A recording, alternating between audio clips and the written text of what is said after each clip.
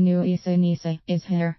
The NISA has been on quite a journey, starting out as a personal equity plan PEP in 1986 when the maximum annual contribution was £6,000, which would be invested into collective investments. Whereas the cash NISA started life in 1991 as the tax-exempt special savings account. So you could save up to £9,000 over a 5-year period. Over the years, each change in legislation has simplified how you could save and invest and how much. The NISA offers you the greatest flexibility yet and provides a more joined-up approach for savers and investors as their requirements alter over time. NISA annual allowance.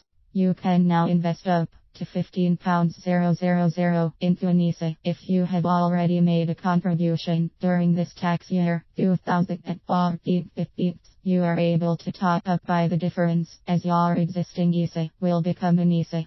Improved flexibility. There are no longer restrictions on how much of the annual allowance you can invest into stocks and shares or cash. You can split the amount however you choose, as long as the total is no more than £15,000. Improved transfer options. Previously you could switch a cash NISA into a stocks and shares NISA, but not the other way around. That restriction has now gone. This allows you to have one pot, with part being used for short-term deposits, and the rest being used for longer-term investments that will give you greater growth potential. Far more convenient having the one pot than having to keep an eye on several. Additional investment choice. NISA investors can now invest in individual corporate bonds and gilts with less than 5 years to maturity. Previously with an NISA you could only purchase these type of investments if they had more than 5 years to maturity. Still tax-free.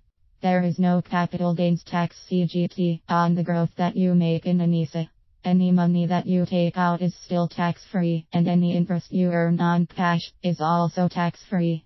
The income that is drawn does not get added to your other income when calculating your income tax bracket. There has never been a better time to make use of tax-privileged investments, and with interest rates continuing to be at an all-time low, anything that gives you a little extra has to be worth utilizing.